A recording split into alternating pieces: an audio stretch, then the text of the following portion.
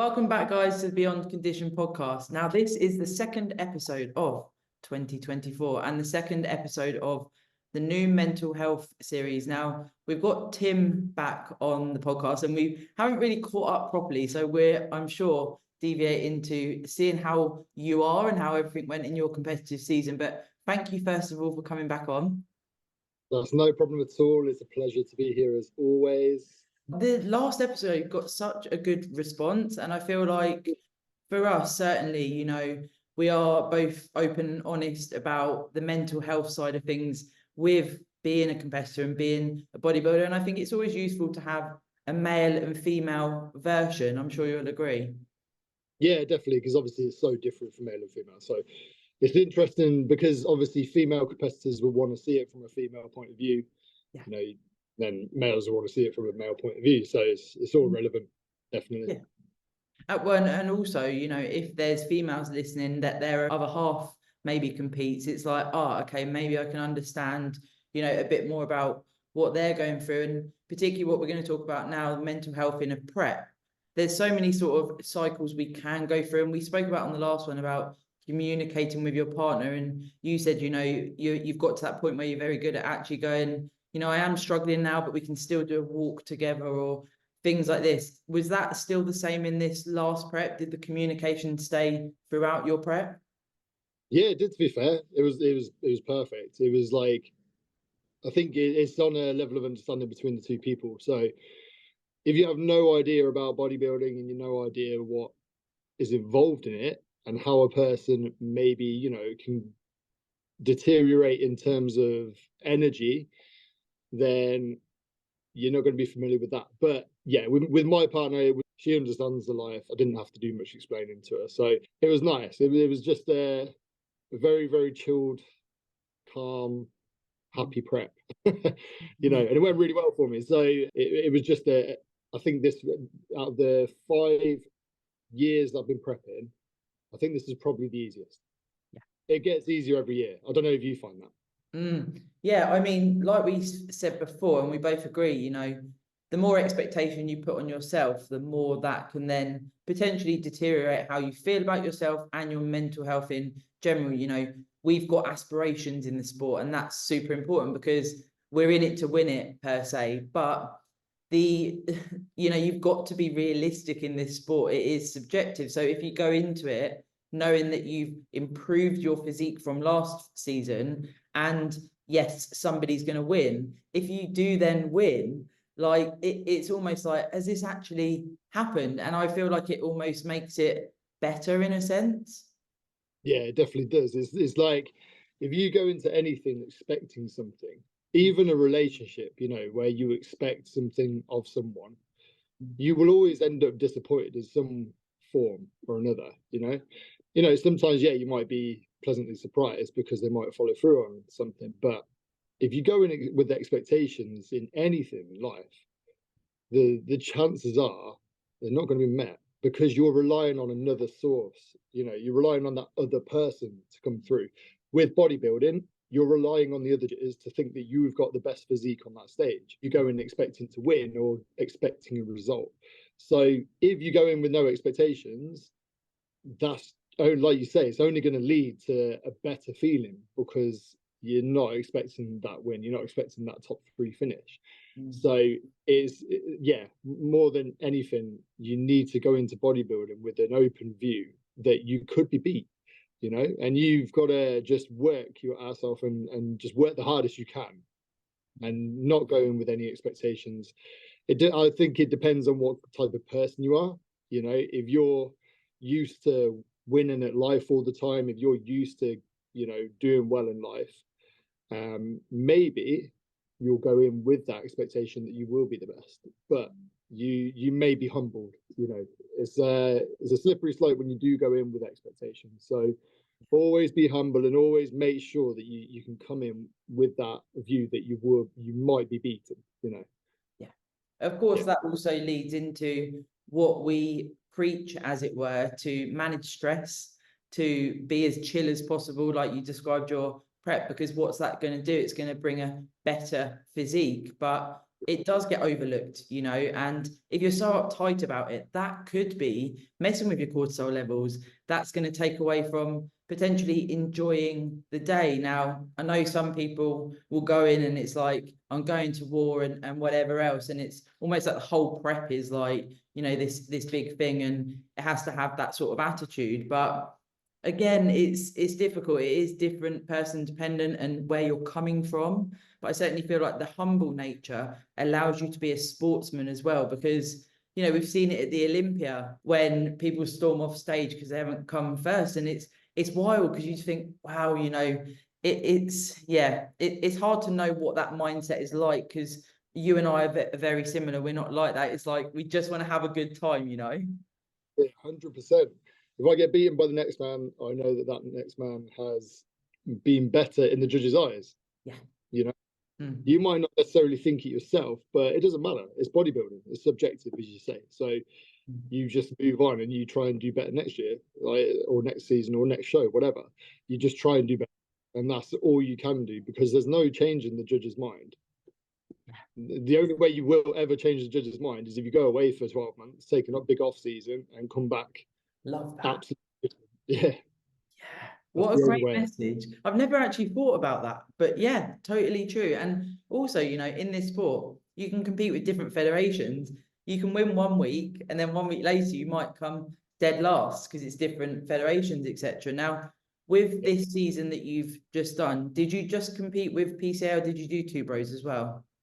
I did 𝗂𝗏, yeah. So I did 𝗂𝗏 in March, I think it was. I did one of the early shows, and I came second in that. I was happy with that. Obviously, I wanted the win because I'd come off such a high with 𝗂𝗏s. I'd come off such a winning streak as such. And I was like, okay, I look all right. I don't look my best, so I could be beaten. And I went in with that attitude, and I was like, yeah, I will give it my best as always. And I went in chilled. I came second, and that was fine. And then I thought, right, at the moment, I need to go away and I need to improve for 𝗂𝗏s. That was my mindset. I was like, if I compete again this year at 𝗂𝗏s, chances are I probably will be beaten again. I knew who was there. I knew who was going to be stepping on stage with. So I thought, right, I'm going to put all my energy this year into PCA. That's what I wanted to do. I thought, I'm going to aim for the pro card. I didn't actually think I would get a pro card. I never thought that in my mind. I thought, I'm going to work as hard as I can for it. Yeah. But I never thought that I would be standing on that British Championship stage getting a pro card. Not in a million years. I never thought that. Yeah. That was insane.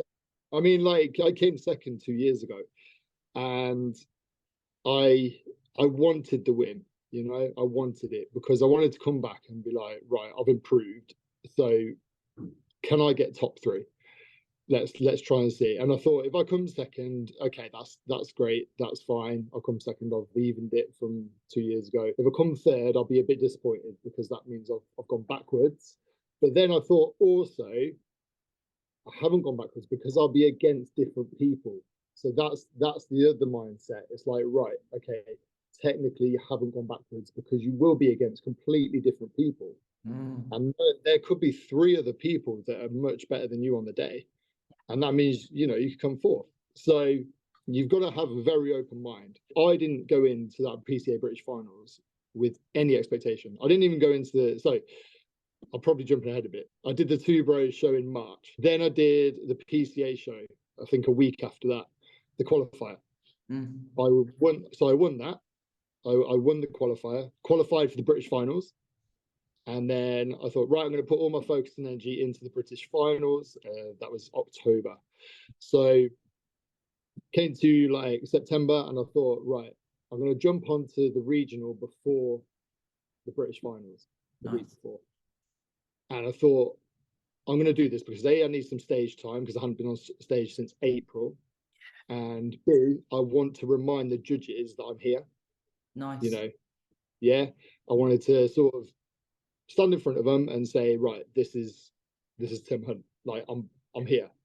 Have a look at me next week at the British Finals, please. Thank you. It was one of them, you know, just reminding them that I'm here. So I went into that regional in, I think it was September, I want to say, I can't remember rightly, but I won. I won again. I was not expecting to win at all, but I won that, and it just felt amazing because I'd stepped on 2 PCA stages this year, and I won first in both. I didn't get the overall. My mate Matt got the overall. Fair play to him. He looked amazing on the day. He looked better than me, and I was happy for him. You know what I mean? Like I'm not ever gonna.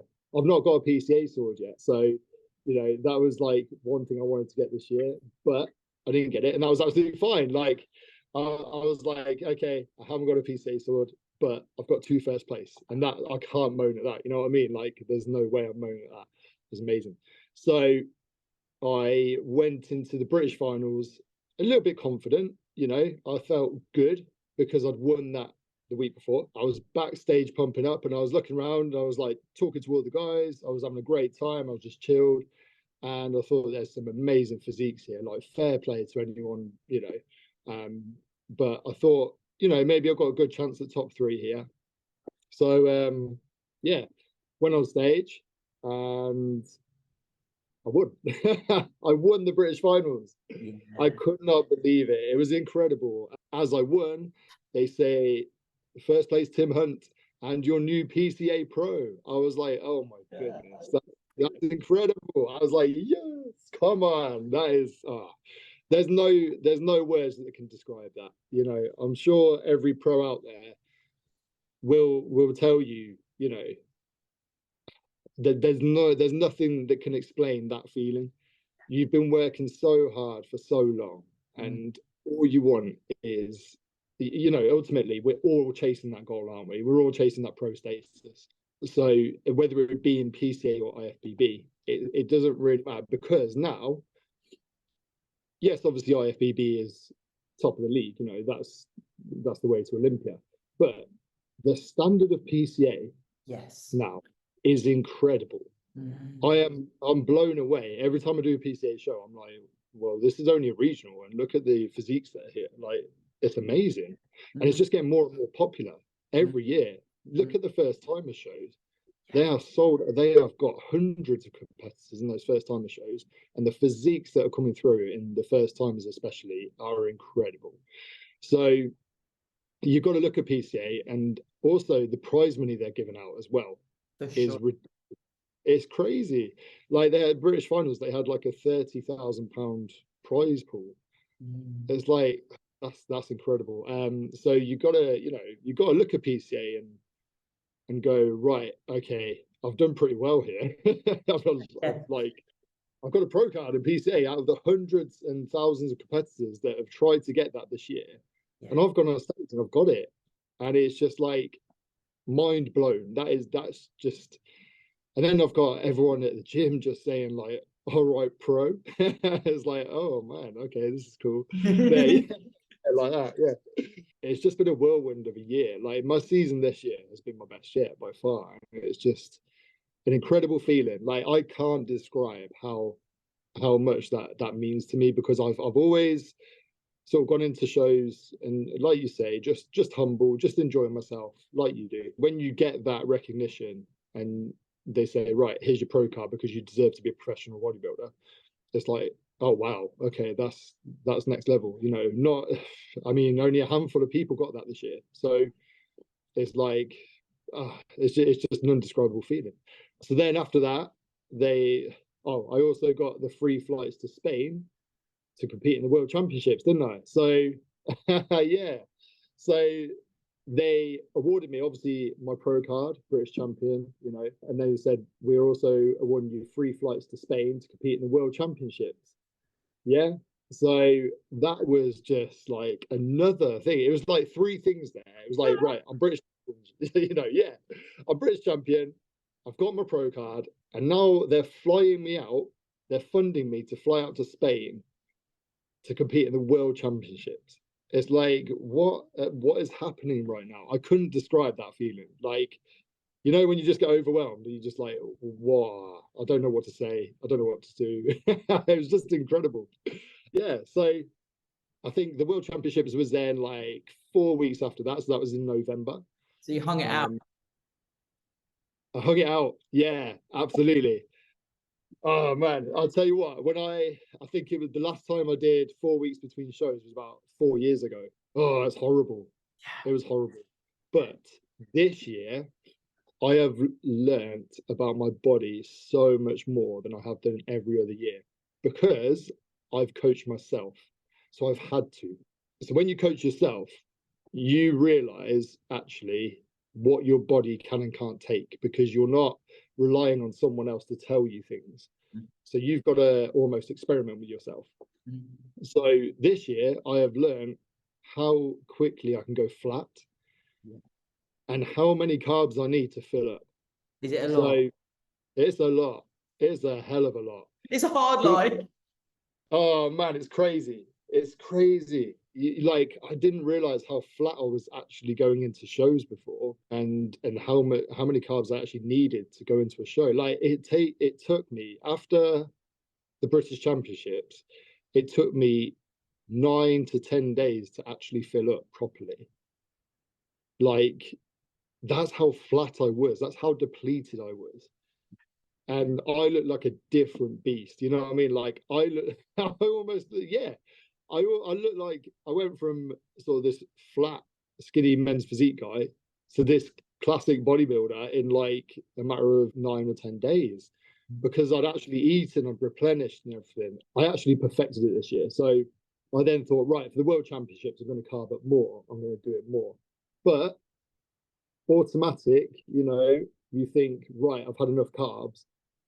But you just haven't. I did that, unfortunately, for the World Championships. And I went flat into the World Championships. And it's like, okay, right, what does my body need? But now I have that confidence next year to go into a show and be full, because I'm not going to be scared of doing it, you know, which is, you're always scared of spilling over. When really, if you've been 4 months depleting, you should never be scared of spilling over. Like, it's going to take a hell of a lot of days to fill up your glycogen stores and really spill over. So, you know, we talk about the mental health side of things. That's tough on mental health, because you are looking at your body thinking, right, I look good. It's peeled. And then, and then you come out of show, you start eating loads of crap. For like 4 or 5 days later, you're looking absolutely insane. It's like, why did I not go into show like this? And that plays with your mind a bit. It really does. Like, it's not regret, because I did well. I think there was 11 or 12 of us on the World Championship stage. I came 7th, you know. I came 1st in the second call out. Nice. So they moved me from the outside to the middle in the second call out. So I came 7th, basically, which I was very happy with, because the guys that beat me, the guys that came top 6, they were just so much bigger than me. Like, they were phenomenal. But yeah, when it comes to sort of the mental health side of things, I wasn't regretting it as such, because it was an experience for me. You know, first time I'd ever stepped on a world stage, and I can't be mad at that, because I was just happy to be there. You know, I literally, that's my mindset. If I'm there and I'm looking half decent, okay, that's fine. You know, for my first time, I don't mind that. You know, going forward, if I was to do that again, obviously I would ensure that I am carved up and I'm ready to go and I'm ready to get that first place. But then I think it was a lot of things do play on your mind, because in the World Championships I was against 𝗲𝗏 and 𝗏, and then another 2 guys, I was a Spanish guy, and the previous year they'd all placed really high in the World Championships. In the British Championships, 𝗲𝗏 won that, so I knew that they could beat me. I knew that, like, hands down, that they could beat me, because they already had. That also plays in your mind, and it gave me a little bit of relaxation almost, because I was like, right, I know these guys are going to beat me, you know, because the judges like physique more than mine, which happened at the British finals. So I knew that they were going to place above me already. So that almost gave me a little bit of, right, okay, for the guys after that, 4th place and after, I am going to try and beat them. Yeah. So that sort of took the pressure off a little bit, because I knew I wasn't going to place top 3. And that's not admitting defeat. That's just being realistic. There's a difference, you know, when it comes to subjective sports like bodybuilding, you know who you can and can't beat. It's like, you know, classic bodybuilding, for example, at Olympia. Dino knows that he's never going to beat 𝗬𝗵𝗄. You know, he's never going to beat Chris Bumstead. Dino knows that in his heart. Yeah. So you go into it trying to be the best out of the others. And That's what it's about. You've got to be realistic when it comes to bodybuilding. You know who you can't beat, and if you, when it comes to it, if you do beat that person, that's the win right there. That is it. Also, you know, it's that gratefulness to share the stage with these level of athletes, because, you know, admiration goes to people that we can see, okay, so, you know, it's not necessarily that we're going to be detrimental to ourselves and just solely say they've got a better physique, but you can pick a physique apart. So you can say, you know, really like their delts or really like their ratios or whatever it is, and you can really admire that. And I feel like it can really drive an off season. Like when I first competed internationally, I got my pro card, went straight back on in the pro show, and I came fourth. But the woman who won, I was like, fucking, she was literally like a different breed. I'd never seen a physique like it before. And I just went back into the off season. I was like, I need to fucking grow. And that whole off season, I had a picture of her as my screensaver, and that's all I wanted.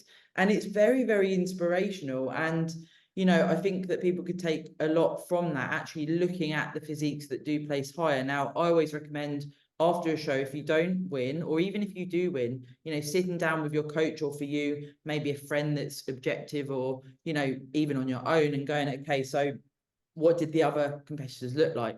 Is there certain areas that are being rewarded more? And what do I need to do to try and get to that level or improve my physique? But of course, as you said earlier, you're never, well, you're rarely against the same people. You know, you might end up going into the same circuit, but different judges, different competitors, and you really have got to do it for yourself. But you can certainly tell when someone wins like a sword or whatever. It's like, you know, when it really means something to them, they're on the floor and it's like, oh my God.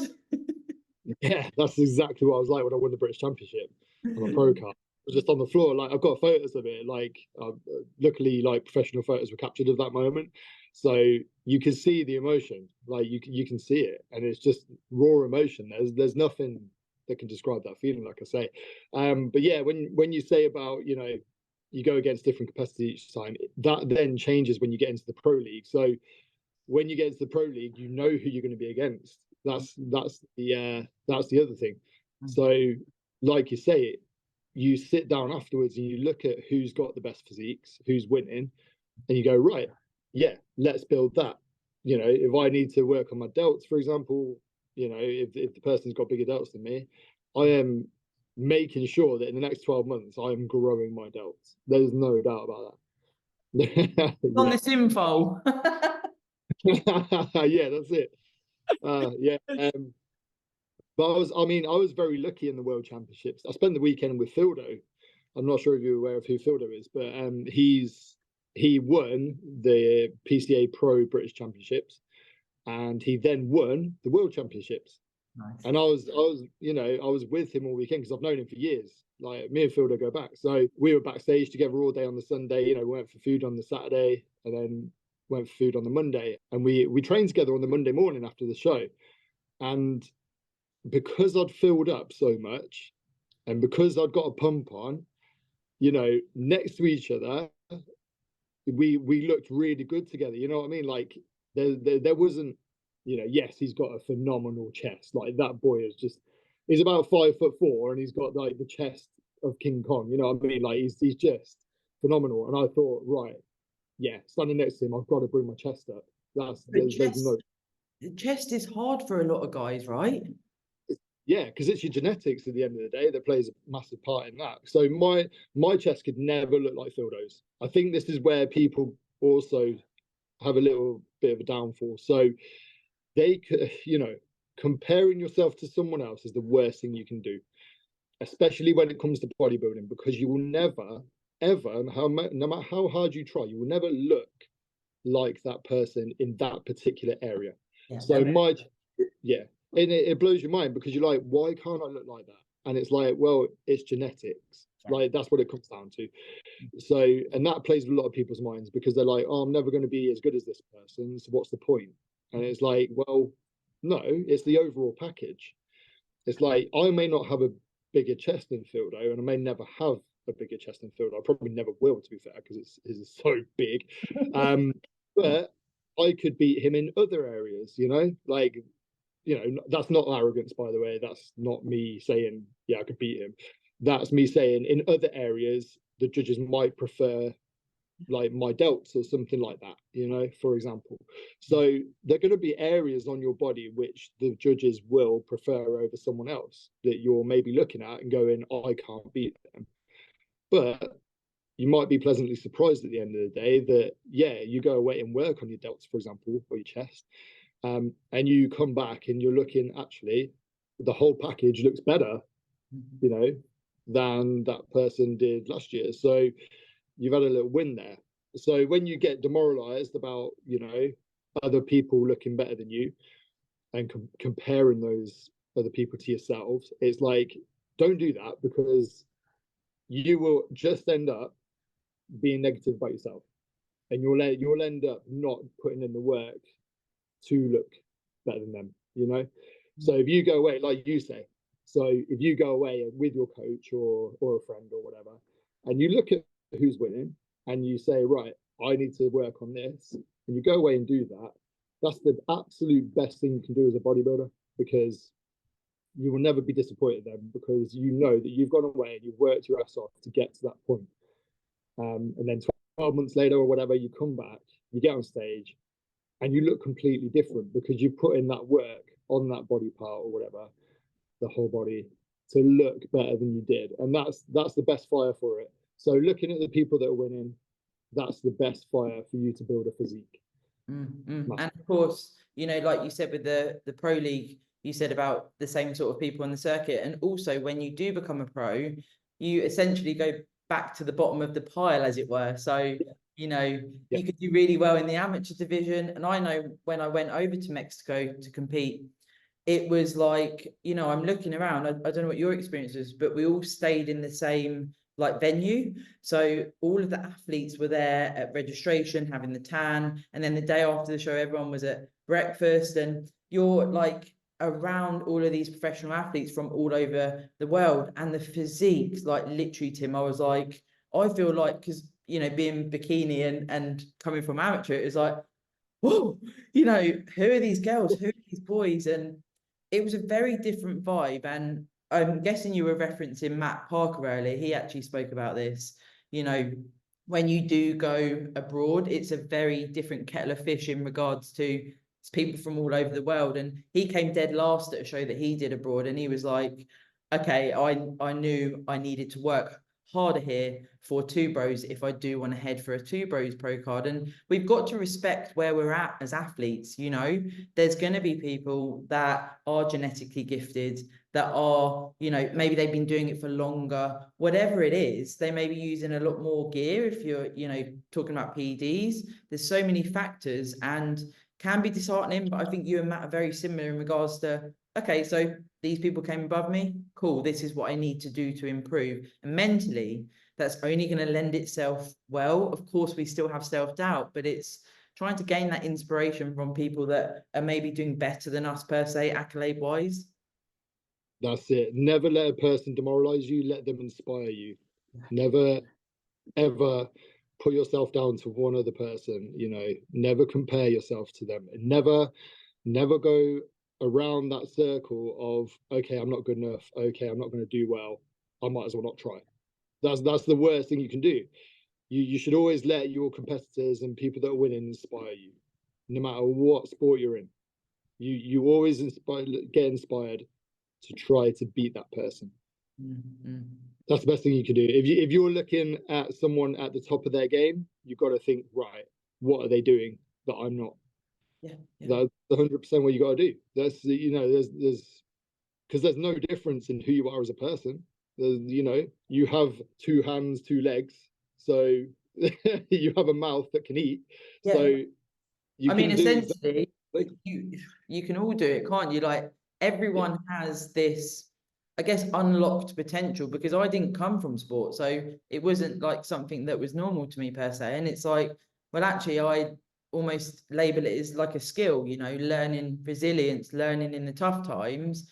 And I truly believe it's available for everyone. But it's like the Ali G saying, I'm willing to lay down my life, because it's like, when we're in it, it's like, you know, is your whole life, this pursuit is like, if I want to be a pro, if I want to pursue this, even at an amateur level, to do well or win your fair show or place top 3, anything like that, there's other people that are going to be doing, you know, the same as you or more than you or whatever.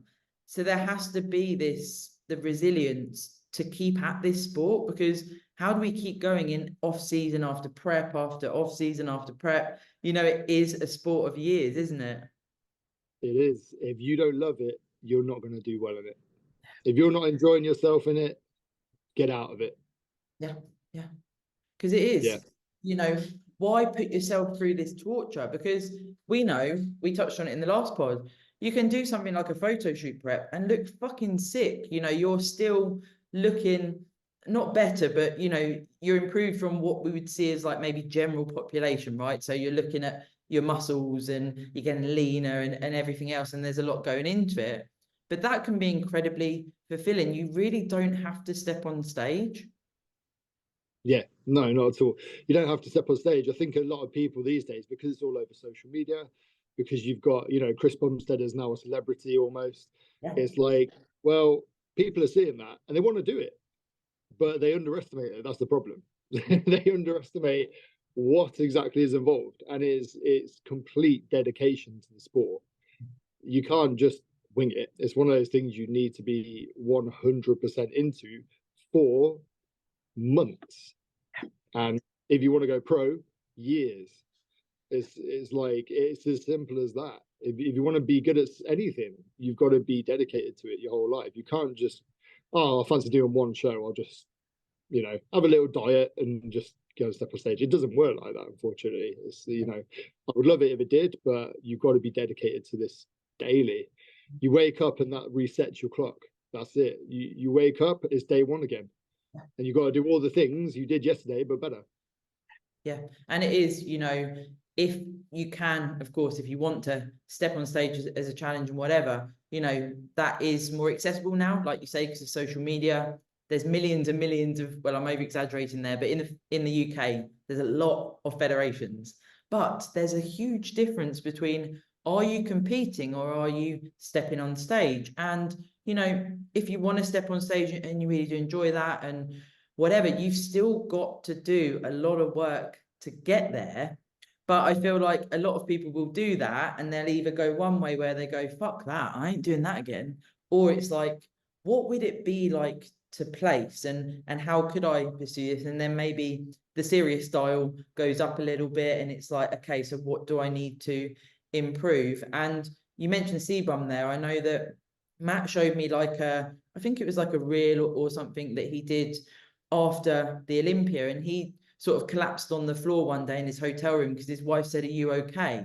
And he said, yeah. And she said, are you okay? And he broke down. And another example of mental health, you know, even people at the top, it's very, very hard, you know, not even just the external pressure, what you're putting yourself through in a prep.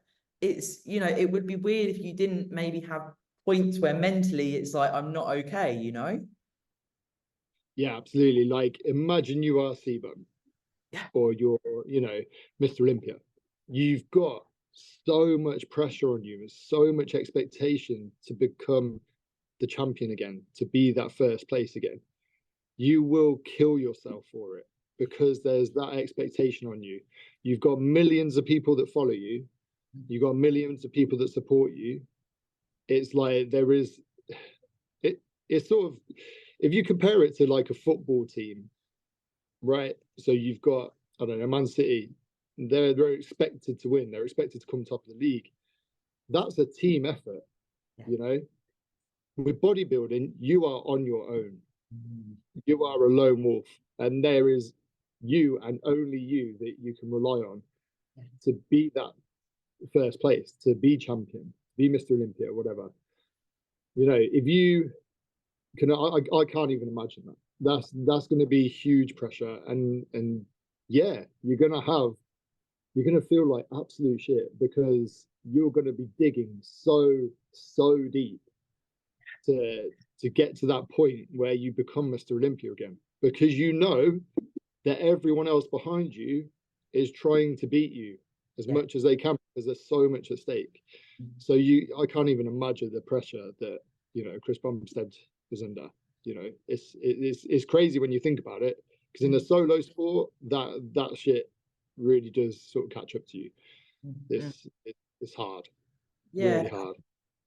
Again, you know, the solo vibe of what a prep is. You're the one who's got to do all of it. You know, you're the one that has to go out at 5 in the morning and do your fasted cardio or whatever it may be. Or sometimes you might have to train late in the evening or get your steps because something's gone wrong in the day or what have you. And, you know, nobody can do that for you. And that certainly gives merit to what the journey can bring. You know, you become a very productive human. You know, there's certainly potential negatives to the sport because of how extreme it is, mainly the impact on your health, of course, that there is so many positives. And it's certainly like a, you know, buying into this process, this journey.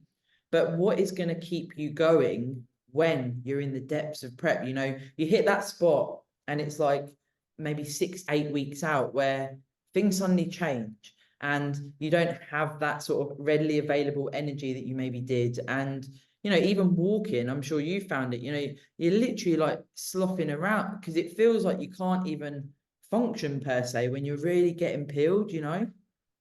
Yeah, absolutely. Yeah, you do. It's like that low energy is like dragging your feet constantly. You know, obviously I PT, so I've got to stages where I can't even demonstrate an exercise. Yeah. Because I can't either like bend down to pick up some dumbbells or like even hold the dumbbells because I'm that depleted and I'm that out of energy. I just can't do it. It's just, I'm trying to do it, but my body just won't let me. It's a very, very strange and surreal feeling. And no, it's not healthy at all. But the rewards for it are, you can't just, like, you've done something just you on your own. You know, fair enough if you have a coach, that's when you coach as well, but you've done all the hard work. You've done the physical side of it. To come out of that and to be champion is, you know, like I said earlier, there's no feeling that can ever, you know, describe that feeling. So when you say, you know, you got a 12-16 week prep or whatever, I always personally see that end goal. I see that end date. Okay, right, I've got to get ready for the 8th of November, whatever. That's my goal. So no matter whether it's the 20th of August, 20th of September, whatever, I'm looking at that end goal. I'm like, right, okay, today's a new day. I'm going to tick all my boxes, do everything I can. And yeah, I will get lower on energy as the months go through, as the weeks go through, but I still see that end goal and I'm still trying to move towards that goal. And I know if I skip a day or if I don't do my cardio, if I don't do my eating, whatever, I am not going to hit that goal. So I just think about, right, if on the 8th of November, I am not on that stage ready, imagine the regret that will go through your head. Yes. Yeah. And if you did, you know, even, I'm sure you'd say, if I missed one meal or whatever, you know, that sort of thing plays on your mind because it's like, could I have done more? Or if you've done too much, you know, if you've stressed yourself out, you know, biting off more than you can chew, it's like, if I'd managed my stress more, would I have been able to bring a better physique? You're very good at, you know, you're very zen. So this lends itself extremely well to our sport. I mean, if there is people listening, potentially first timers, of course, that are quite a nervous energy type person, or, you know, they're used to doing loads and loads of stuff in a day. From your point of view, what would you try and sort of, how would you take them towards being a bit more zen? Yeah, it's a difficult one because it's personality, isn't it? So yeah, things you can do to take your mind off it, you know, like, I don't know, watching TV or something, just sitting down, taking your stress levels away and just relaxing. Like that's the best thing you can do. My favorite thing in prep is just sitting down at the end of the day, no one have ticked all my boxes, and just putting Netflix on. Just chilling and just switching my mind off and going, right, I've done everything I need to do today. Well done. Give myself a pat on the back. And that's literally daily. I've got to reward myself daily. you know, after everything's done in the day, I've done my cardio, I've eaten all my meals, I've done my training. You know, that at the end of the day, when I'm sitting down watching Netflix or whatever, that for me mentally is my well done. You deserve this. It's almost like a reward system you give to yourself. Yeah, rather than food. Yeah, absolutely. Yeah. So like, it's a strange thing, but it's something I've sort of learned over time. So I will only allow myself to like watch Netflix at the end of the day once I've ticked all my boxes. It's a strange thing, but it almost gives you a little way of saying, right, make sure you do all you need to do. And you look forward to it. You know, there's silly things in a prep. Well, I say silly things, but to people that are in the sport, you know, I would daily look forward to having, like, I'd separate my black coffees, or, you know, at a certain point in the day, I'd have my Diet Coke, you know, little things like that as examples of, like, I would really enjoy having a nice, you know, things like that. Yeah, absolutely. Like things like that. It just, in general life, when you go through life, you take all these things for granted. When you get on prep, when you're competing for a show, these things disappear. Trust me, and you miss them straight away. Like, I can't explain how hard it is to not be able to sort of eat a square of dark chocolate or eat a bowl of cereal when you want to. Yeah, like what normal people would sort of have. I mean, does your other half do any competing, or? No, she doesn't. No, she prepped for a show years ago, but it never sort of came to light. But she gets the life, she understands it. So, you know, there's when it comes to partnerships, yeah, I know for a fact that some people have partners that will eat what they want in front of them. That's what I was going to ask you. Yeah, I knew you were. Yeah. It's a common question you get. It's like, oh, is your partner quite supportive? Does she eat what she wants in front of you and stuff? It's like, no, she doesn't. She gets that, and she will be supportive and everything. It's like, I agree fully that the other person, your partner, should never have to suffer if you're suffering. Like, I don't agree with that. You know, you've chosen to do sport. I believe in support, but I don't believe they should be not given things that they want to have. You know, I think you've got to be strong enough to resist that. So if my partner was to, I don't know, have some chocolate like on the night or whatever, I would be fine with that, because I know that it's not in my macros for the day. I know that it's not in my calories for the day, and that's fine. Like, my mind is switched onto that. So I can recommend to anyone that's competing for the first time, if your partner is doing that, just make sure that they do know that that's difficult for you. Yeah, 100% message, because you don't realize, you think, well, they shouldn't be eating that in front of me because they must know that it's going to be hard for me. And I'm not sure from a male point of view, actually, I could ask you, I spoke to a client not long ago about this, and communication wise, he said men need it sometimes like written down in black and white, almost like, as in, this is annoying me, or, you know, this is what my problem is. I need it written down, and I need it communicated. And he was like, if I've got it written down, I'll do whatever, you know, my other half's asking. And I remembered that, because I thought sometimes I could probably write things down for Matt and it might be easier, you know. Whoever said that, thank you, because yes, 100%. Shout out to Toby. Love it, Toby. Thank you, mate. Literally, us men, I don't know, a lot of men that I know, including myself, we don't read minds and we don't pick up on signals. We just don't. We're very, like, we have a very straightforward line of thinking. So we're not going to know if our missus or the half is pissed off about something. You've got to tell us. You absolutely have to tell us. And like Toby says, I will definitely, I'll do whatever, you know, I will do whatever for my partner. So I'll change it, and I will, you know, not do whatever's pissing her off. So, but we have to be told in black and white. We need it written down. We definitely do. It's good to have sometimes, you know, I listen to podcasts or whatever and little things, and I think, oh, that makes total sense. And, you know, someone could be listening and going, actually, that probably does make a bit of sense. I think there's certainly sometimes, you know, male, female. I think females probably think that the male is not being assertive, should pick up. And sometimes me and Matt say, you know, I thought something and I thought, well, has he not noticed this or whatever, something silly? And he's like, why didn't you just say? And I'm like, well, I didn't want to bother you. And then it's like, just say. Oh my God. Yeah, it's the same for me. It is. It's like, it's literally like, yeah, just say it. Please just say it. Tell me, communicate with me. It's fine. It's like, yeah, because yeah, you don't want to bother us. That's what it is. You don't want to bother us. You don't want to like piss us off or whatever. But it's like, well, you just need to communicate with your partner. That's literally what it is. It's just communication.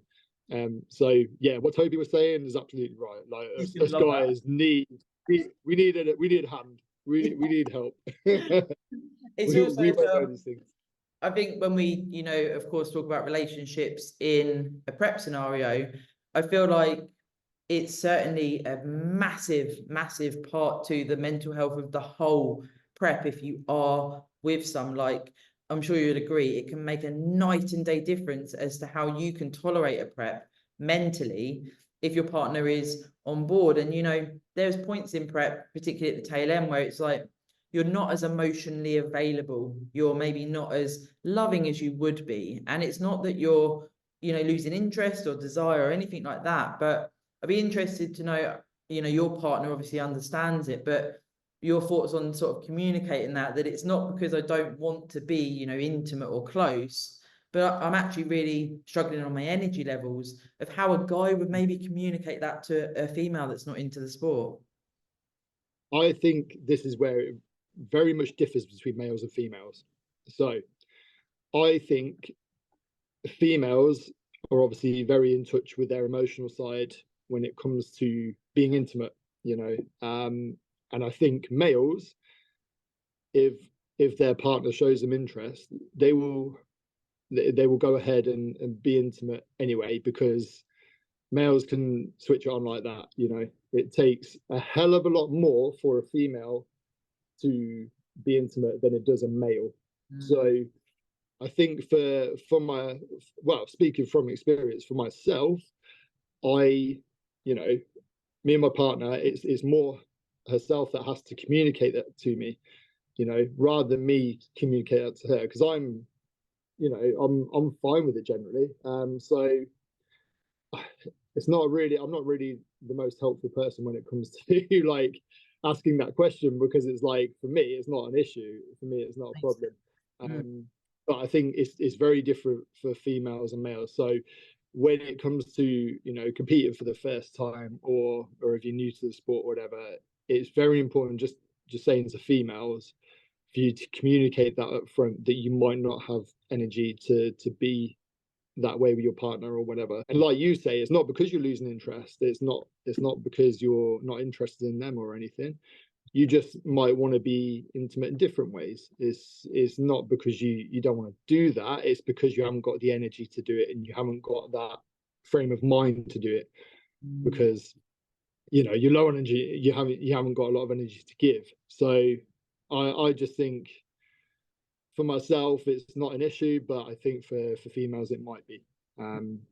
Whereas I think, you know, you'd probably be in a better position to explain things on that half, because I don't know if all males are the same, but for me personally, I think it's not an issue. It's if my missus wants to be intimate, I'm like, yes, okay. Yeah, cool. It's quite refreshing actually you say that, because with Matt, you know, the last mini cut he did, the whole time it was the same. The prep I did, it ended up being bloody nearly a year.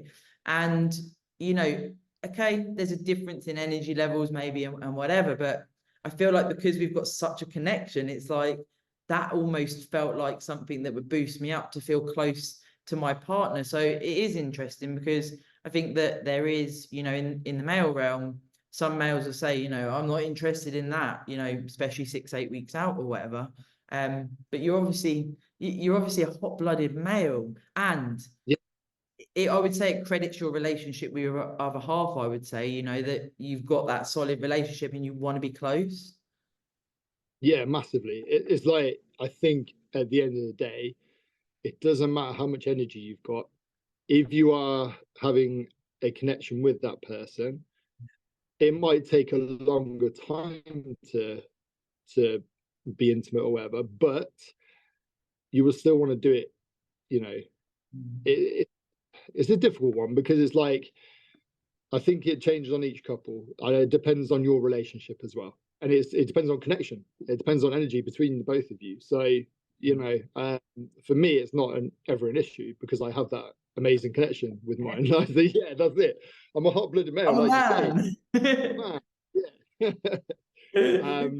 But that is literally down to my partner. It's not down to the fact that I'm just a man, and because that doesn't mean anything to me. Like, it's because I love and cherish my partner. So that's what's important to me. And I can obviously be intimate with her any time of the day, no matter what energy level I'm feeling, because I have that connection with her and I love her. So I think it does boil down to how you're feeling about your partner. Yeah, yeah, and that also transpires in a prep.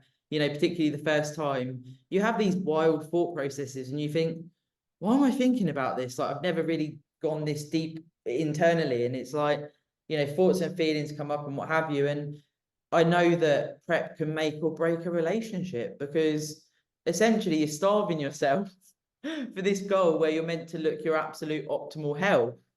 But it's not normal to do that. You're pushing against, particularly females, you know, males and females, but females are meant to carry fat. We're reproductive systems. So it's like you're pushing against that. And then if you do feel it, and I always say to people, you know, ideally, it's not always the case, but you need to be in a sound relationship, as it were, before starting a prep, if you can, because I feel from personal experience and speaking to other competitors, it exacerbates it, because you're really fucking working. And if your partner's not playing ball and supporting that, it's like the resentment can kick in. Again, the mental health side of things, you know, how's that going to feel going home every day when you've done your steps, your gym, your posing, everything, and they're at home and you're maybe not wanting to be around that? It is going to potentially have an impact on the physique, your sleep, and all of these types of things, for sure. Yeah, definitely. Like, if you're getting into a new relationship, you have to learn about your partner pretty quickly if you're on prep. Yeah. Like, you have to learn what, you know, their triggers are and stuff like that, because you don't want to be dealing with stresses that you don't have to be when you're in prep, because you've got that stress of prep along, like, already. So you don't want extra stresses on the side of that. So you need to learn about your partner pretty quickly, and you need to have that connection pretty solidly, like, straight away, if you are to get into a new relationship when it comes to being in prep. Can you imagine that halfway through? Right, I'm going to go for some dates. I mean, you'd be quite an awkward date, wouldn't you? It's like, right, we're going to go for a Diet Coke. Yeah, wild. But Yeah. it's certainly so different when you can get that understanding. And, you know, it's not necessarily even the person's fault, as it were. Like, my coach Tom came on the pod and we spoke about off season, but he said, you know, if you come off the back of a prep and you fucked it because you changed the dynamic in the relationship, you started saying no to your date nights and all of those things, if you have been a dickhead, you need to say sorry. Otherwise, the resentment is there and you're not going to come back out of that. So even if you can have those types of thought processes before, you know, is this the right person for me? Do I love them? And can I communicate as best possible? This is what it entails, but it's not me pulling away from you. And even like a cuddle, we said it on the last one we did together, having a cuddle in the evening, you're like, oh my God, I'm safe. Yeah, that's literally it. You do feel that way. You do. It's a weird one, because, like, obviously the lower you get on energy, the more you feel like, you know, you need your partner there to support you a bit. And if that's a cuddle, that's a cuddle. Like, I'm open to a cuddle. Give me a cuddle. I'll take the hugs. And with external pressures in general, as such, you know, away from the sort of close relationships, when you first started bodybuilding, now I know you're a PT, but did you ever have sort of friends outside of bodybuilding, or colleagues, or anyone that you came across that did offer external pressure to, why are you eating this? Why are you doing that? And that type of thing? No. It's very good for me, because all my friends, they very much supported me from day one. Nice. I think it's because I've always sort of been into the gym and stuff. And when I became a PT, it wasn't until 2 years after that that I actually competed. Okay. So I was already within the gym circle as such. So I think it was quite normal for me from everyone else's perspective to compete. And I had the most support I've ever had. It was incredible. It really was. Like, even people on Instagram, I had loads and loads of messages, like hundreds of messages, and it was just amazing to have that. And no, not like my parents were fully supportive, you know. My parents didn't ever ask like, why am I eating this? They found it intriguing. They were like, oh, what does this do? Like, why are you eating that? Like, what is that? What? You know, it's like they're sat there with their pie and chips, and I'm just like, yeah, you enjoy that, guy. But I'm going to eat this piece of broccoli and this piece of chicken. So you enjoy it. So it's like, yeah, it's nice when you've got that. But I can imagine, you know, people without that support network and people that are offering pressure. I'll tell you what it is. I think it's people outside of the gym environment, people that have normal 9-to-5 jobs that maybe, you know, a mum or a dad. It's those people that will get the questions from their friends. Like if they've got, you know, a normal group of friends or whatever that aren't in the gym industry or whatever, I'm like, why are you putting yourself through this? You know, I've heard it before. I've heard it plenty of times from people.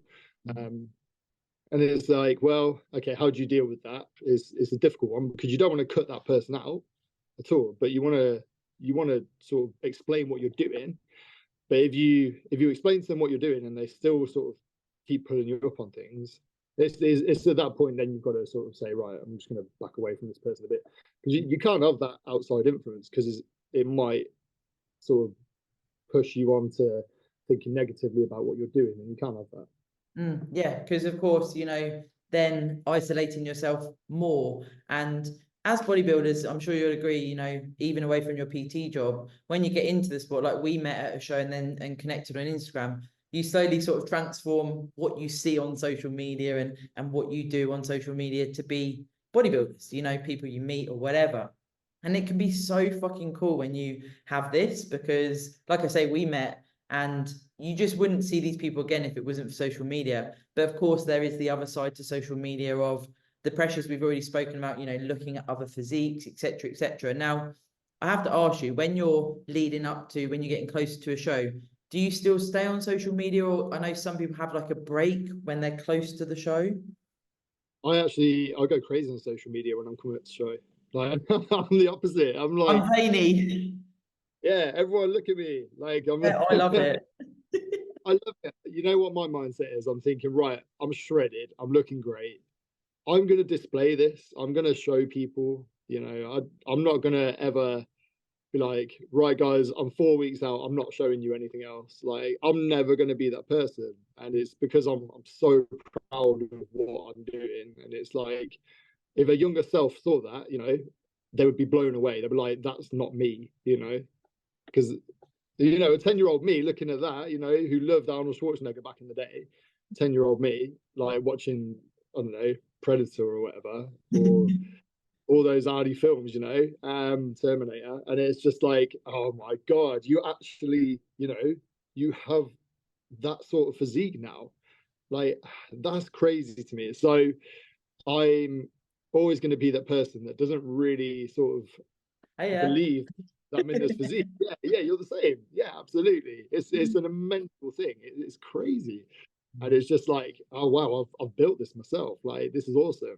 It's almost like a bodysuit, isn't it? It's like yeah. And I feel like it does add to that, like doing it for the reasons of doing it for yourself, because certainly for me, as I, you know, go through over the years, like you were talking about carving up, you know, you try different things and then it's like, oh, what exciting thing can I do here to tweak? Because obviously when you've done it for years, you sort of know, okay, this is a peak, or this is this is that.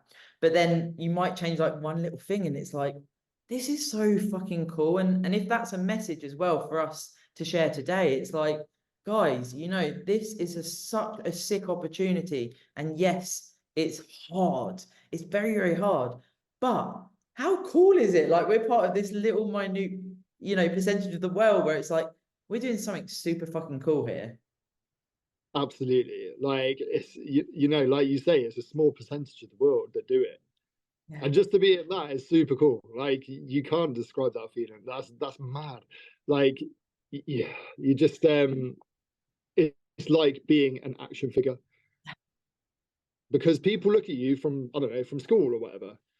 And they're like, oh, I had a really, really nice comment made about me, like from a friend told me about a comment that was made about me from a guy that used to go to my school and I hadn't seen for like years. And he was like, oh my God, have you seen Tim Hunt now? He's like absolutely shredded. He's like, he looks amazing. Like he's doing really well.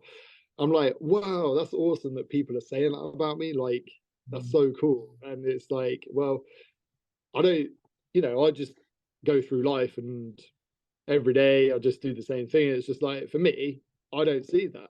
So to have those comments made about me, it's really nice. It's obviously, there's a lot of negativity out there in the world at the moment. So it's like to have positive comments made about you, especially on social media and stuff, like, it's just incredible. It's nice. I'm very, very lucky in the fact that I've had a lot of positivity on my social media. Same. But I mean, I've never really had any negativity, to be honest. So it's a really nice thing to have, and that's why I think that's what spurs me on to display more when I'm coming up to a show, because I know I'm going to get that support. You know, it's a nice feeling. You almost do it to show people, yes, I'm still working, I'm still here. Like look at what I'm doing. You know, and it's also to inspire others. That's what I do it for. So I've obviously got my client base. I love to inspire them, and then I've got, you know, people that follow me that I think might be watching me daily. You know, I've got people watching my stories every day, and I'm like, right, if I can inspire one person today to try a little bit harder or whatever, that's cool. That's awesome. Like, you know, you're doing good for the world, aren't you? So it's like, okay, well, if I can do good, then I'll keep doing that. There's no reason to stop doing that. I love that. I love that. Now, before I say goodbye, I do need to ask you, did you have any 0-calorie jelly in this prep? Because we spoke about when you used to get up in the night. Oh my God, the 0-calorie jelly. No, I had my fill of that on my first prep at 2 a.m. That story when you used to wake up in the night and literally waking up at like 2 or 3 a.m. and making 0-calorie jelly because I couldn't sleep. Yeah, no, that's long gone now. I don't have that anymore. I had my fill of that in my first prep. I had so much, I can't stand it anymore. Give me a 0-calorie jelly. I'll just like, no, take it back, please. It's weird. Like in the first couple of preps, I'd like have a lot of 0-calorie like syrups and stuff, and then I realized all I was trying to do was like maybe make the food a bit better. And we all learn, you know, we've both done it clearly. But now I'm like, all I do is salt my meals. Like I don't even like, you know, sometimes I have a bit of seasoning or something, but I'm just like, yeah, I don't want any. The same. Like I am identical to you. Like in the first few couple of preps, it was all Skinny Food Co. syrups. Yeah, like, about 30. I bought every flavor, right? And ever since then, I was like, no, I can't do that anymore. So like, yeah, I just salt my meals now. It's just literally, I rave about pink salt in the gym, and everyone's like, pink salt, what are you on about? Like, why are you raving about this? I'm like, because it tastes so good. Like, and they're like, don't you flavor your food? I'm like, yeah, with salt. My friend, when he first saw my salt consumption, like I put it on my lettuce, and he was like, why have you got so much salt on your lettuce? And I'm like, what do you mean? Salt is life, like literally.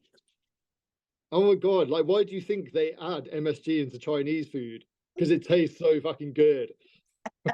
Come on, guys. Now, we've learnt a life lesson today from having salt on your food. Now, I'll put Tim's Instagram in the description, but we genuinely love to see a story share, of course, because last time we had quite a few. So if you enjoyed this episode, tag us on Instagram.